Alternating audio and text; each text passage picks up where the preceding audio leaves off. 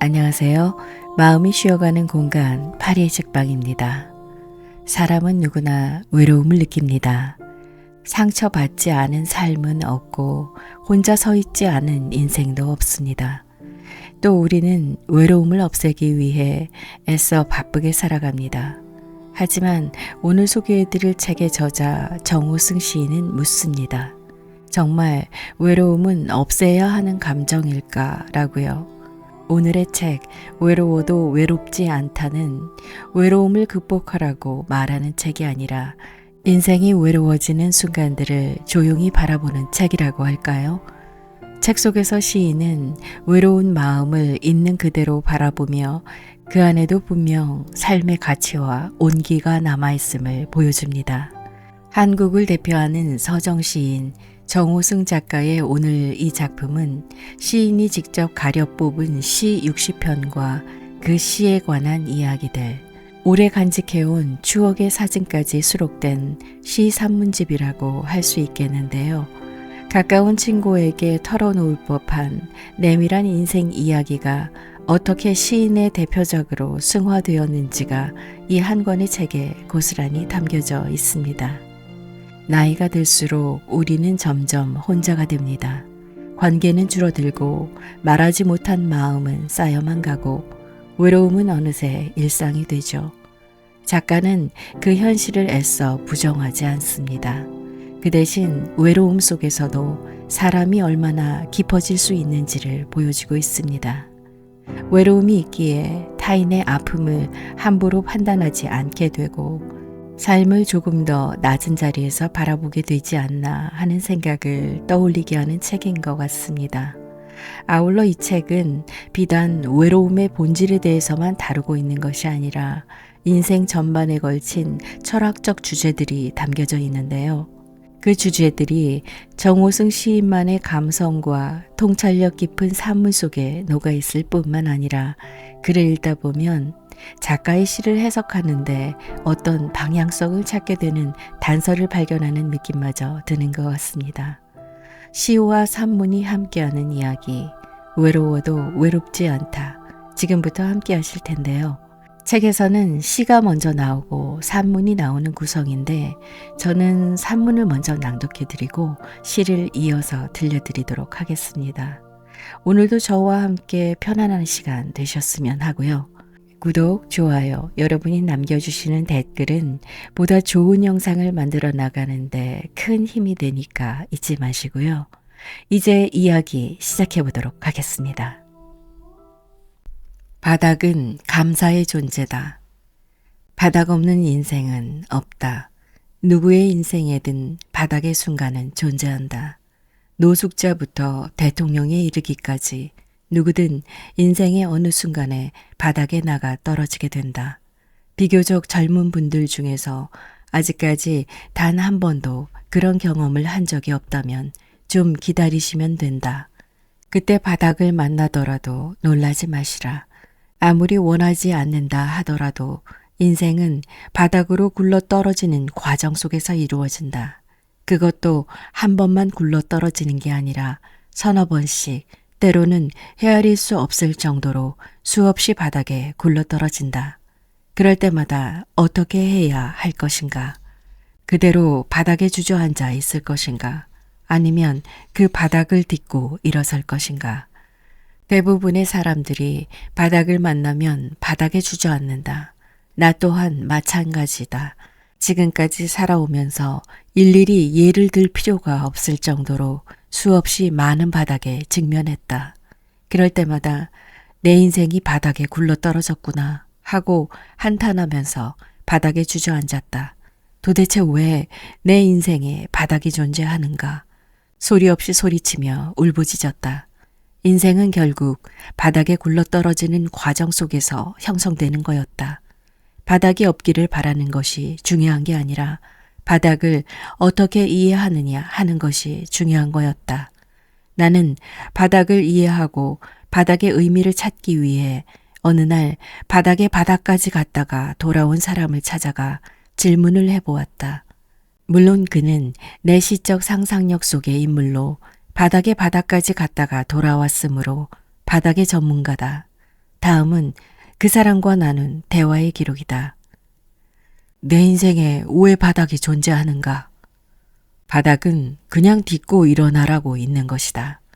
그가 바닥에 주저앉아 울고 있는 내 어깨를 부드럽게 쓰다듬어 주면서 대답했다. 그게 무슨 뜻인가? 자네가 지금 바닥에 굴러떨어졌는데 만일 바닥이 없다면 어떻게 되겠는가? 한없이 깊은 어둠의 나락과 심연 속으로 끝없이 빠져들고 있을 게 아닌가? 그 끝없는 끝이 어디 있겠는가? 바로 죽음이 아니겠는가? 그런데 잘 생각해 보게. 자네가 지금 주저앉아 울고 있는 바닥이 자네를 죽음의 나락으로 빠져들지 않게 힘껏 받쳐주고 있지 않은가? 그러니 그 얼마나 감사한가? 바닥은 원망과 부정의 존재가 아니라 바로 감사의 존재야. 자네는 바닥을 그냥 딛고 일어서기만 하면 되는 거야. 나는 그의 말을 이해할 수 있을 것 같기도 하고 이해할 수 없기도 했다. 바닥을 그냥 딛고 일어서기만 하면 된다는 게 무슨 뜻인가? 어렵게 생각하지 말게. 희망을 잃지 말라는 뜻일세. 희망은 생명이야. 사람은 언제 자살하는가? 돈이 없어서? 사업에 실패해서? 연인에게 배반당해서?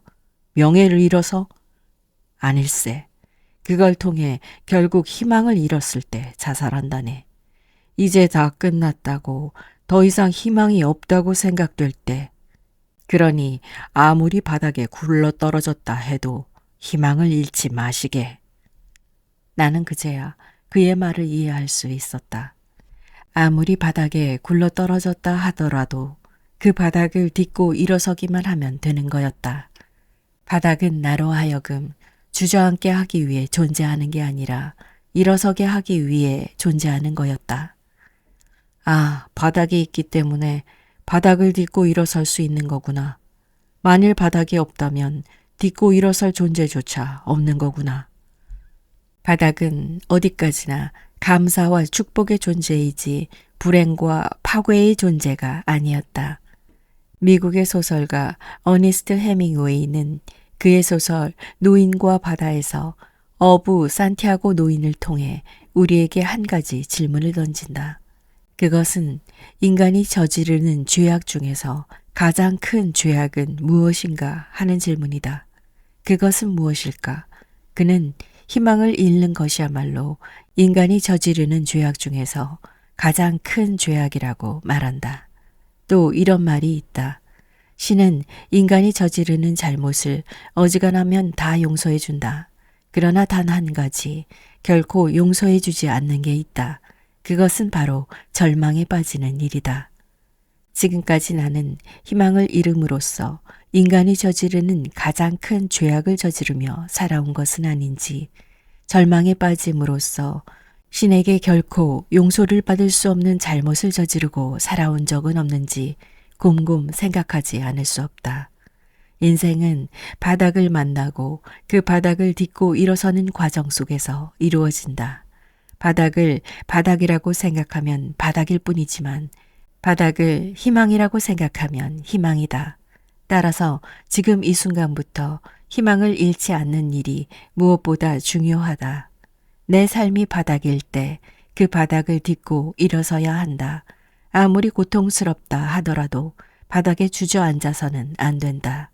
비록 그것이 내 관념 속에 부정의 바닥이라 할지라도 주저앉아 버리면 정말 바닥의 나락으로 굴러떨어지고 만다. 정상이 존재하는 까닭은 바로 바닥이 존재하기 때문이다. 등산을 갔을 때 당신은 정상에서부터 등산하는가? 아니다. 누구나 산의 밑바닥에서부터 걸어 올라가 정상에 도달한다. 바닥이 없으면 정상은 존재할 수 없다.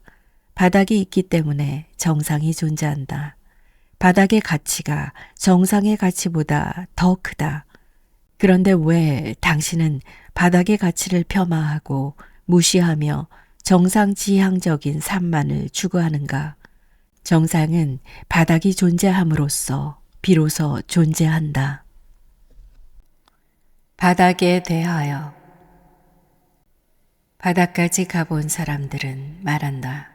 결국 바닥은 보이지 않는다고. 바닥은 보이지 않지만 그냥 바닥까지 걸어가는 것이라고.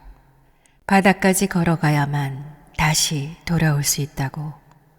바닥을 딛고 굳세게 일어선 사람들도 말한다.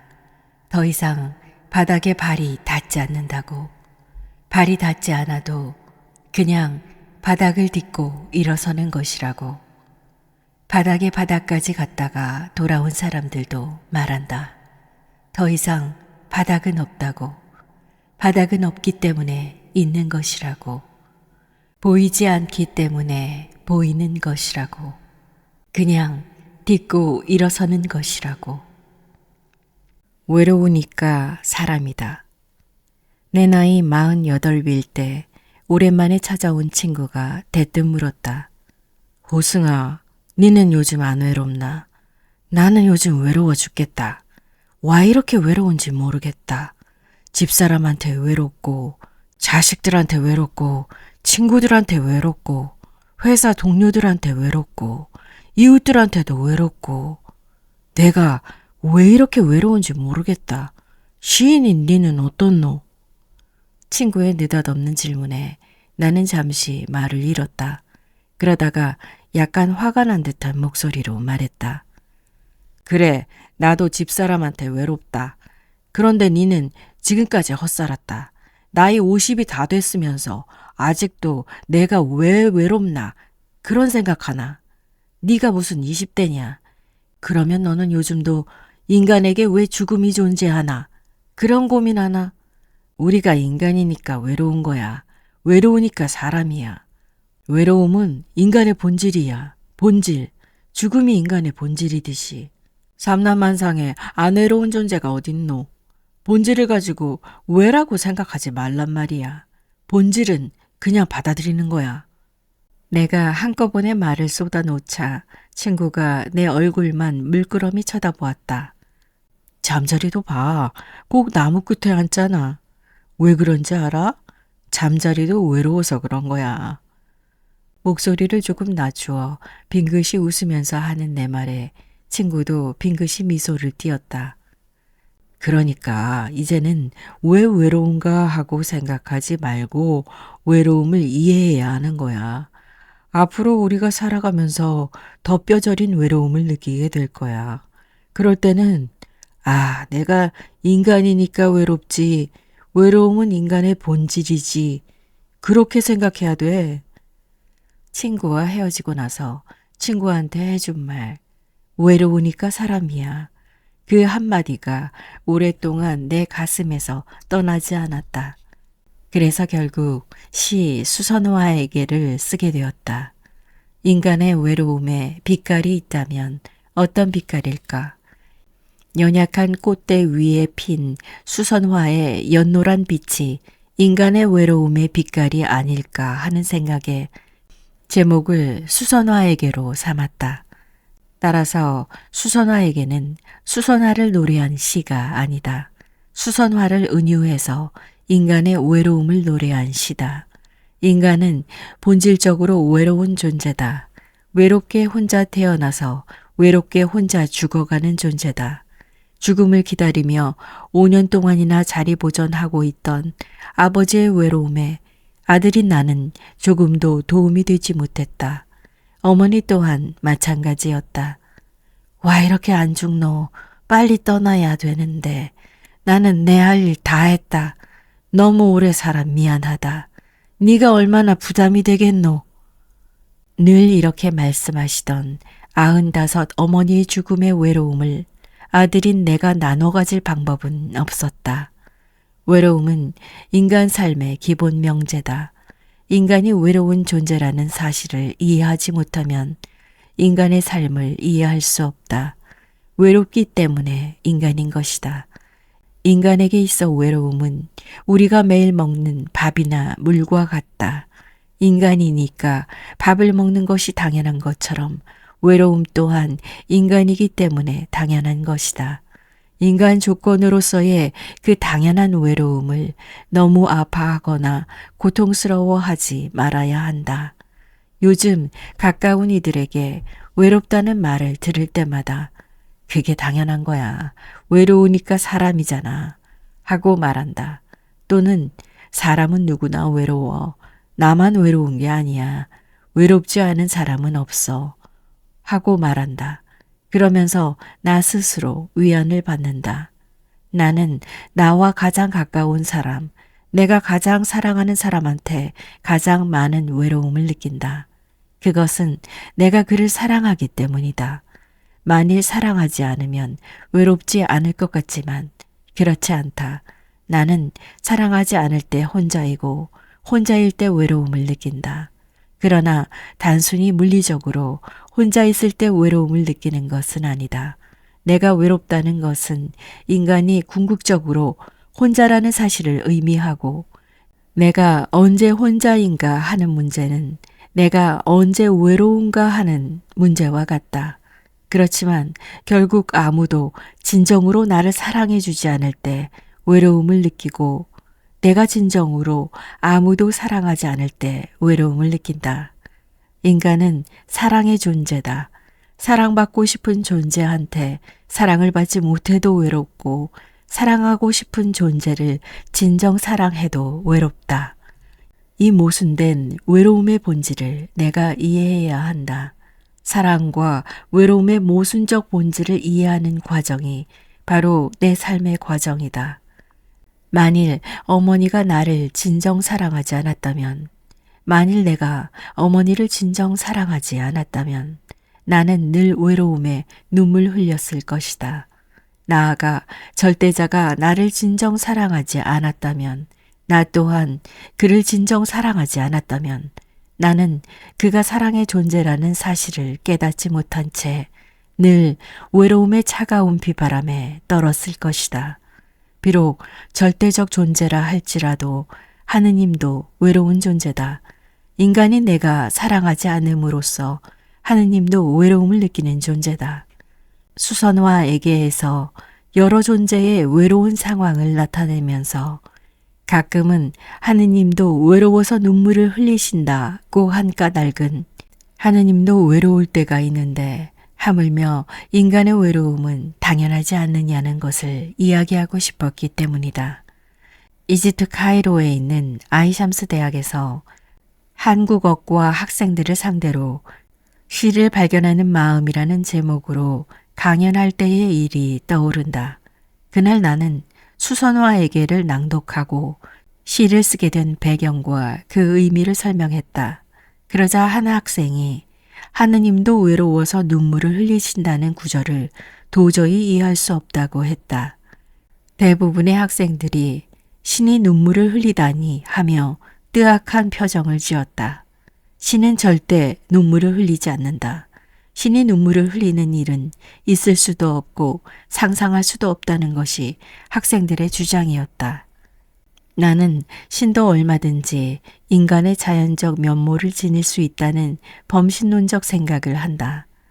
하느님도 인성을 부여하면 그렇다. 예수는 하느님의 아들인 동시에 사람의 아들이지 않는가. 신의 절대성을 인정하면서도 동시에 인간적 상대성을 투영시킨다. 절대자에게 신적 존재성만 아니라 인간적 존재성도 있다고 생각한다. 내가 이런 주장을 하자 학생들 모두 신은 눈물을 흘리지 않아요 하고 말했다. 시의 소통이 단절되는 순간이었다. 그들에게 있어 신은 인간성이 부재된 절대적 완전한 존재일 뿐이었다. 나는 무슨 말을 해야 눈물을 흘리시는 하느님을 이해시킬 수 있을지 알 수 없었다. 그것은 결국 문화의 차이에서 오는 벽이었다. 시의 이해는 결국 문화적 차이를 먼저 이해하는 데서 출발한다는 사실을 깨닫는 순간이기도 했다. 외로움과 고독은 유사하지만 서로 다른 영역이다. 외로움이 상대적이고 사회적인 영역이라면 고독은 절대적이고 존재적인 영역이다. 너와 나의 상대적 관계는 외로움의 영역에 속하고 신과 나의 절대적 관계는 고독의 영역에 속한다. 그래서 사회적 의미를 내포하고 있는 외로운 이웃들이라는 표현이 고독한 이웃들이라는 표현보다 더 옳다. 요즘 사회적 문제로 대두되는 고독사 또한 외로운 죽음이라는 의미라고 할 수 있다. 따라서 혼자와 홀로도 서로 다른 의미를 지닌다. 혼자는 상대적 영역이고 홀로는 절대적 영역이다. 법정 스님께서 사람은 때때로 홀로 있을 줄 알아야 한다고 말씀하셨는데 여기에서 홀로는 절대적 영역이다. 내 존재의 의미와 가치를 생각하는 절대적 시간을 가지고 자신의 삶을 성찰할 수 있어야 한다는 뜻일 것이다. 만일 홀로를 혼자로 바꿔서 사람은 때때로 혼자 있을 줄 알아야 한다고 생각해 보면 법정 스님께서 하시고자 한 말씀의 뜻과는 거리가 멀어진다. 연인 관계에서도 요즘 당신이 나를 사랑해 주지 않으니까 내가 너무 고독해 라고 했다면 그것은 내가 너무 외로워 라고 해야 맞다. 나는 인간의 고독의 영역도 중요하지만 일상의 상대적 삶에서 오는 외로움의 영역이 보다 더 중요하다고 생각한다.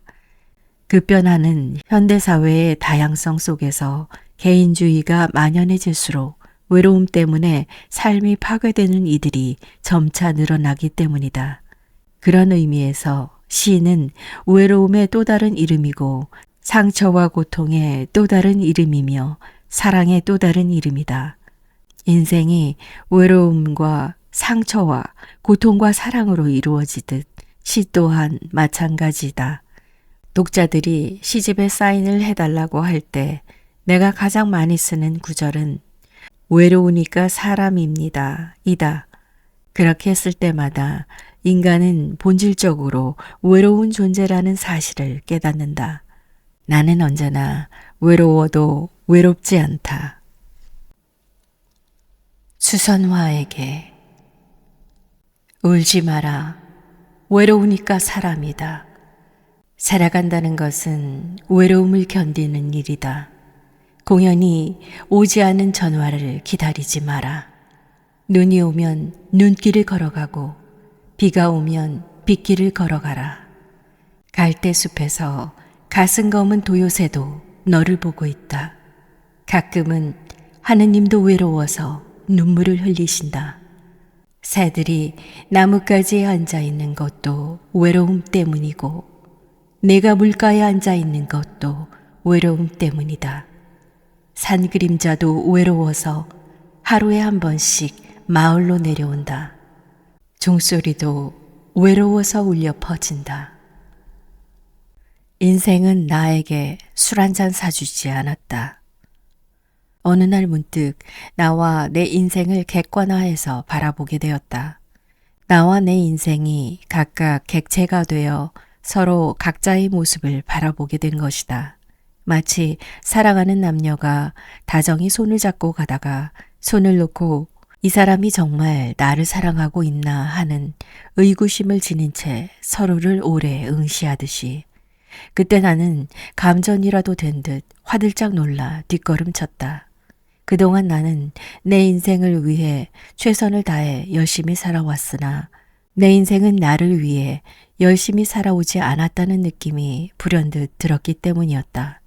지금까지 나는 내 인생을 위해 어떠한 어려움도 무릅쓰고 모든 것을 해주었으나 내 인생은 나를 위해 해준 게 뭐가 있나 하는 생각이 삭풍처럼 가슴을 스치고 지나갔다.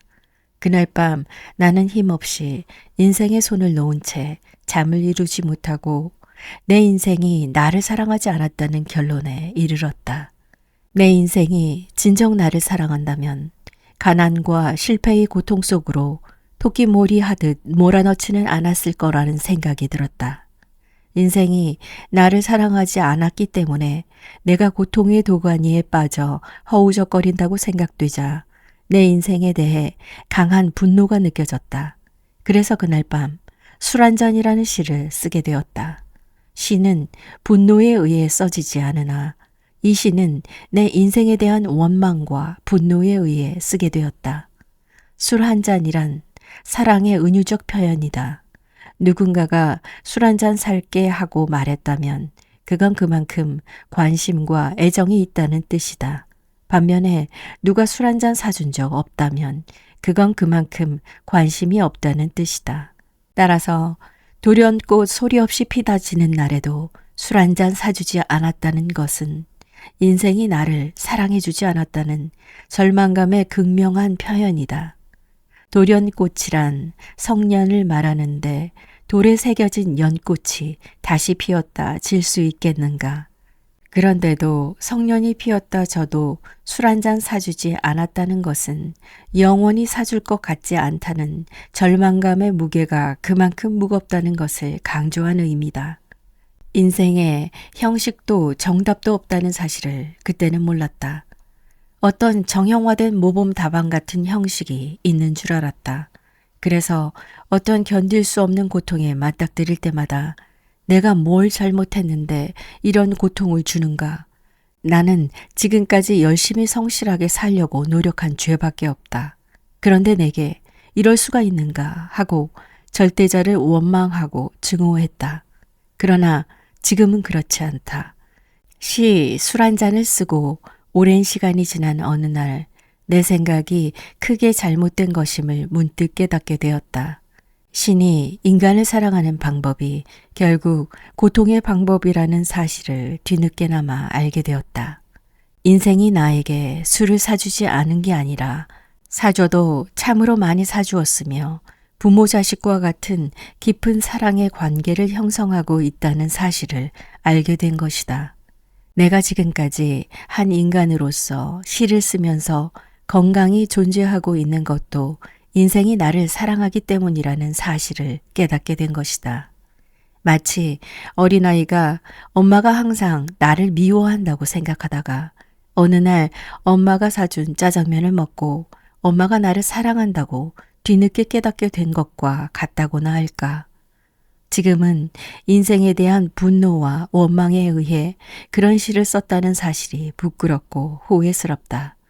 다행히 시는 은유로 이루어져 있으므로 그 은유의 숲속에서 역설과 반어의 잎으로 짐짓 나를 덮는다. 인생이 나에게 술 한 잔 사주지 않았다는 것은 역설이자 반어다. 인생이 나에게 술 한 잔 사주었다는 것을 의미한다. 나와 내 인생이 부부처럼 깊은 사랑의 관계를 형성하고 있다는 것을 의미한다. 인생에는 형식이 없다. 인생에 형식이 있다면 원하는 대로 이루어지지 않는 것, 바로 그것이다.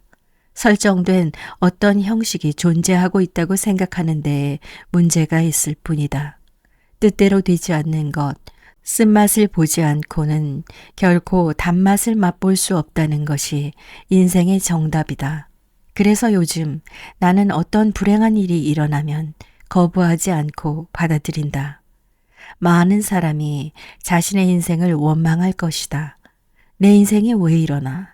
왜 이렇게 고통이 많고 풀리지 않나? 하고 연민에 찬 눈으로 자신의 인생을 바라보고 급기야 나처럼 인생은 나에게 술 한 잔 사주지 않았다고 분노할 것이다. 그러나 그렇지 않다. 인생은 나를 사랑한다. 인생의 마음은 어머니와 같다. 어머니가 아무런 조건 없이 나를 사랑하는 것처럼 인생 또한 아무런 조건 없이 나에게 술 한 잔을 사준다. 어떠한 절망과 고통 속에서도 희망과 사랑의 술을 사준다. 그래서 나는 요즘 인생은 나에게 술 한 잔 사주었다 라고 고쳐 읽는다. 이 시를 노래로 부른 가수 안치환 씨가 인생이 정말 술 한 잔 사주지 않았느냐고 물었을 때 나는 사줘도 너무 많이 사줬다고 대답했다. 술 한 잔. 인생은 나에게 술 한 잔 사주지 않았다.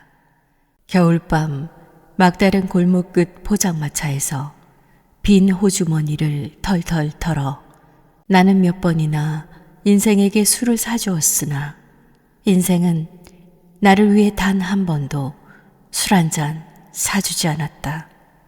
눈이 내리는 날에도 돌연꽃 소리 없이 피었다 지는 날에도 산산조각으로 살아갈 수 있지. 2000년 새해가 막 지났을 때였다. 가까운 벗들이 북인도 쪽으로 불교 4대 성지 순례 여행을 떠난다는 소식을 전해왔다. 나는 직장 생활이 무척 바빴지만 얼른 그들을 따라 나섰다. 평소 부처님 태어나신 곳과 예수님 태어나신 곳은 죽기 전에 꼭 가봐야 한다는 생각을 지니고 있었으므로 그런 좋은 기회를 놓칠 수는 없었다. 서울에서 북인도로 가는 길은 멀고도 험했지만 부처님이 처음 깨달음을 얻으신 곳 부다가야, 깨달음을 얻고 나서 처음으로 설법을 하신 곳 사르나트, 그리고 열반하신 곳 쿠시나가르, 태어나신 곳 룸비니를 차례대로 순례하게 되었다. 나는 급히 시간을 쪼개 아무 준비 없이 떠나오는 바람에 룸비니 사진도 한 장 찾아보지 못했다. 부처님이 태어나신 곳이니까 당연히 웅대하고 장대한 건축물이 있으리라고 막연히 생각했다. 그러나 그렇지 않았다. 룸비니는 인도와 네팔 국경을 넘어 한나절을 가야 하는 곳에 있었다. 하룻밤 먼저 인근 여관에서 잠을 자고 난 뒤 찾아간 룸비니는 황량한 들판 한가운데에 있었다. 우리나라 초등학교 운동장만한 면적에 작고 초라해 보이는 마야대비 사원이 철조망으로 쭉 둘러쳐 있었고 별다른 건축물이 눈에 띄지 않았다. 부처님이 태어나신 곳인데 이렇게 초라할 수가. 부처님의 위용을 드러낼 수 있는 웅대한 건축물을 기대했던 나는 실망감이 앞섰다.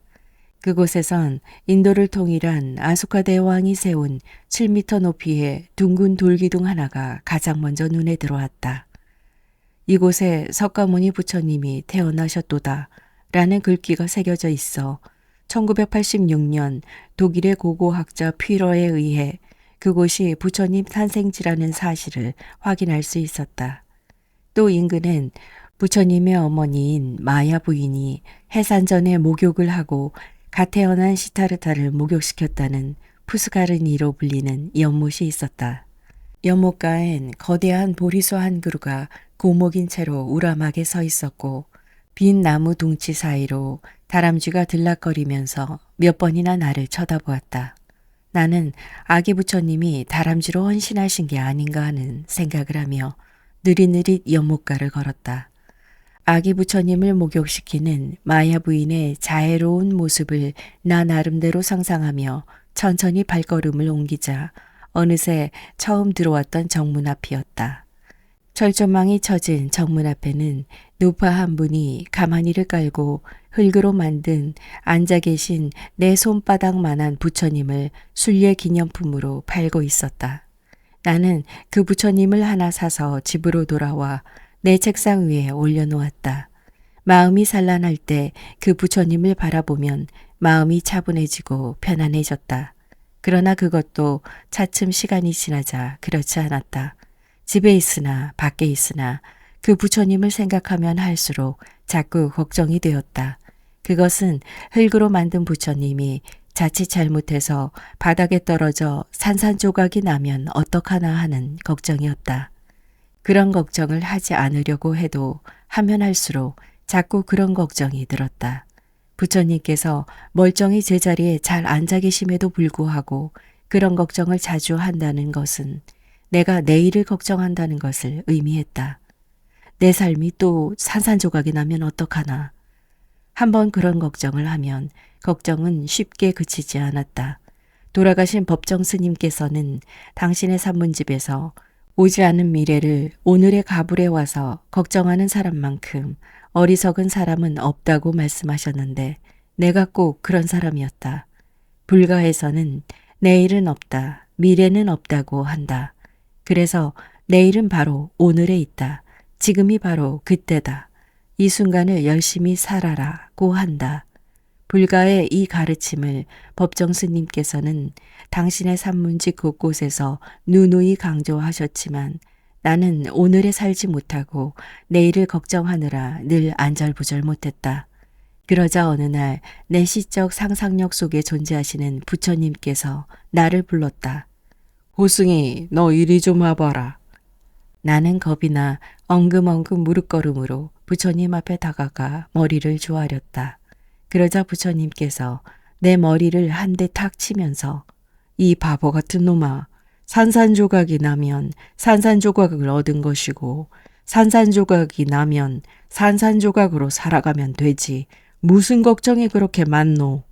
하고 내 머리를 한 대 더 때리시면서 크게 야단을 치셨다. 순간 부처님의 그 귀한 말씀이 불화살처럼 내 가슴에 날아와 박혀 산산조각이라는 시를 써보았다. 나는 23살에 한국 시단에 등단해서 지금까지 13권의 신작 시집을 출간했다. 그러니까 그동안 약 1,000편 정도의 시를 쓰고 발표했다고 할 수 있다. 그 중에서 내 인생에 큰 힘과 용기를 주는, 내 인생을 위로하고 위안해주는 단 한 편의 시를 뽑으라면 바로 이 시 산산조각을 손꼽을 수 있다. 내가 쓴 시 중에서 내가 늘 가슴에 품고 다니는 단 한 편의 시가 있다면 바로 이 산산조각이다. 지금도 나는 하루하루의 삶에서 견디기 힘들 정도로 고통스러운 일에 부닥치면 오늘도 산산조각을 얻었다고 생각하고 오늘도 산산조각으로 살아가면 되지 뭐 하고 생각한다. 그러면 놀랍게도 나를 그토록 힘들게 하던 고통이 다소 가라앉는 것을 느낄 수 있다. 물론 완전히 가라앉는 게 아니라 어디까지나 다소 가라앉는다. 전부가 아니라 할지라도 다소 덜 고통스러워지는 것. 그게 어디인가. 산사의 범종에 금이 가면 종을 칠 때마다 깨어진 종소리가 난다. 그러나 종이 완전히 금이 가고 깨어져 산산조각이 나면 그 파편 하나하나를 칠 때마다 제각기 맑은 종소리를 낸다. 깨어진 종의 파편이므로 깨어진 종소리가 나리라고 생각되지만 그게 아니다. 깨어진 종의 파편 하나하나가 제각기 종의 역할을 한다. 내 삶이 하나의 종이라면 그 종은 이미 산산조각이 났다. 그러나 나는 산산조각 난 내 삶의 파편을 소중히 거둔다. 깨어진 종의 파편마다 맑은 종소리가 숨어 있기 때문이다. 산산조각. 룸비니에서 사온 흙으로 만든 부처님이 마룻바닥에 떨어져 산산조각이 났다. 팔은 팔대로, 다리는 다리대로, 목은 목대로, 발가락은 발가락대로 산산조각이 나 얼른 허리를 굽히고 무릎을 꿇고 서랍 속에 넣어두었던 순간 접착제를 꺼내 붙였다. 그때 늘 부서지지 않으려고 노력하는 불쌍한 내 머리를 다정히 쓰다듬어 주시면서 부처님이 말씀하셨다. 산산조각이 나면 산산조각을 얻을 수 있지. 산산조각이 나면 산산조각으로 살아갈 수 있지. 사막의 가르침. 아침에 일어나 잠시 몽골의 고비 사막을 생각해 본다. 명암 대비가 극명한 모래산의 경사면 위로 느릿느릿 걸어가던 낙타들을 생각해 본다. 중국 서안에서 비행기를 타고 둔황으로 가면서 내려다본 둔황의 모래산 명사산과 둔황에서 우루무치까지 자동차를 타고 가면서 보았던 사막의 신기루도 생각해 본다. 사막은 단순히 지구의 육체가 아니라 지구의 정신과 영혼의 모습이다. 사막에는 인간을 위한 그 어떤 깊은 영성이 깃들어 있다. 사막을 생각하면 왠지 현실적 갈등이 없어지고 마음이 평온해지다 못해 경건해진다.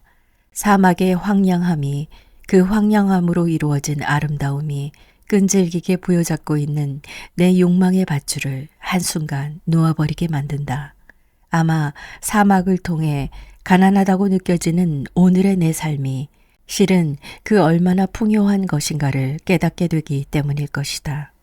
오늘 아침에는 나의 현재적 삶이 사막 한가운데서 이루어지고 있다고 생각해 본다. 막막하다. 뜨거운 모래바람만 불어올 뿐 사방 어디를 둘러보아도 삶의 기본 조건이 전혀 갖추어져 있지 않다. 고통스럽다. 목이 마르다. 곧 죽을 것만 같다. 그동안 불행하다고 여겨졌던 내 삶의 조건이 참으로 행복한 조건이었으며 절대적으로 부족했다고 생각했던 것들이 참으로 충족된 것들이었다고 절감된다. 더 많이 소유하고자 노력했던 일들이 후회스럽다. 문득 사막의 여기저기에 흩어져 있던 고깔 모양을 한 모래 무덤들이 떠오른다. 무서운 황사나 흑사바람이 불어오면 어디론가 흔적도 없이 사라질 무덤들. dun항에서는 사람이 죽으면 사막 아무데나 묻고 싶은 곳에다 묻는다고 한다. 우리처럼 비싼 돈을 내고 호화 유택을 마련하지 않는다. 간혹 우리가 떼짱을 입히듯 돌로 모래를 꾹꾹 눌러 놓은 게 보일 뿐이다. 나의 삶이 저 황량한 사막의 모래무덤 같은 것이라면 오늘 나는 좀 더 겸손해져야 한다. 명사산을 오르는 관광객들은 산 아래까지 잠시 낙타를 타고 간다. 가슴에 번호표를 달거나 살가죽에 누구 소유임을 나타내는 문양이나 번호가 찍힌 낙타들은 주인의 명에 따라 하루에도 수십 번씩 관광객들을 태워 나르는 중노동에 시달린다. 그런데도 낙타들은 조금도 거부하지 않고 묵묵히 순응한다. 혹독한 낙타의 주인들이 우리의 정치 지도자들이라면 낙타는 마치 우리 민초들과 같은 존재다. 나는 나를 태워준 낙타의 눈이 너무나 선량해서 차마 마주 쳐다보기 어려웠다. 만일 내 눈이 낙타의 선하디 선한 눈을 반만 닮았다면 내게 증오와 욕망은 더 이상 존재하지 않게 되었을지도 모른다. 일생에 한 번쯤은 광야나 사막에 홀로 서보아야 한다고 한다. 일생에 한 번쯤은 자신의 삶을 스스로 사막화해 봄으로써 존재의 참모습을 발견할 수 있어야 한다고 한다. 사막을 생각하면 그 말을 긍정할 수밖에 없다. 실은 누구의 인생이든 그 안에는 황량한 사막이 하나씩 존재한다. 다만 두려워 그 사막에 가지 않으려고 할 뿐이다.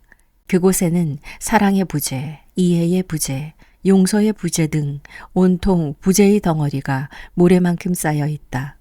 그 사막을 걸어가 봄으로써 비로소 삶의 절대적 조건이라고 생각했던 것들이 절대적 조건이 아니라는 사실을 알게 된다.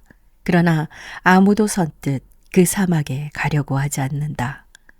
사막에 가서 신기루를 경험하게 되면 우리의 욕망이 얼마나 헛된 것인지를 잘 알 수 있다. 신기루는 찬란하게 아름다우나 가까이 다가가면 사라져버리고 없다. 멀리 사막의 몇 그루 백약나무 아래 고요한 호수의 물결이 분명 보였으나 멀리 사막의 지평선 너머로 분명 가없는 수평선과 서해안 갯벌 같은 해안이 끝없이 펼쳐져 있었으나 그것은 신기루였다. 가까이 다가가자 언제 있었느냐는 듯 한순간에 사라져버리고 없었다. 이렇게 추구하면 할수록 인간의 욕망은 신기루처럼 헛되게 사라져버리고 만다. 권력도 마찬가지이다. 한번 소유하게 되었다고 해서 내놓으려 하지 않고 끝까지 내 것으로 만들 생각에 집착한다면 그것은 오산이다. 그것은 한낱 신기루일 뿐이다. 나는 아침마다 사막을 묵상하면서 내 존재의 참모습을 느낀다. 나는 사막의 모래 한 알보다 못한 존재다. 그동안 내 가슴이 기름진 옥토였기 때문에 오히려 고통스러웠다. 나도 선한 눈을 지니고 사막을 건너가는 야생 낙타가 되고 싶다. 인생은 언제 어느 순간에도 다시 시작할 수 있다는 말을 굳게 믿으며 사막에 물이 되면 더 좋겠다. 그러나 사막의 신기루는 되고 싶지 않다. 젊을 때는 산을 바라보아야 하고 나이가 들면 사막을 바라보아야 한다. 마음의 사막. 별똥 하나가 성호를 긋고 지나간다. 낙타 한 마리가 무릎을 꿇고 기도한 지는 이미 오래다.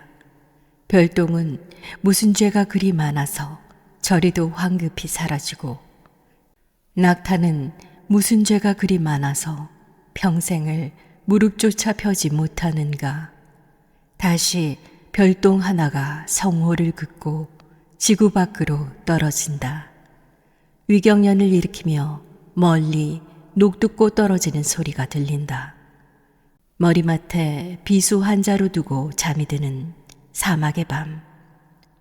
조승달이 고개를 숙이고 시퍼렇게 칼을 갈고 앉아 있다.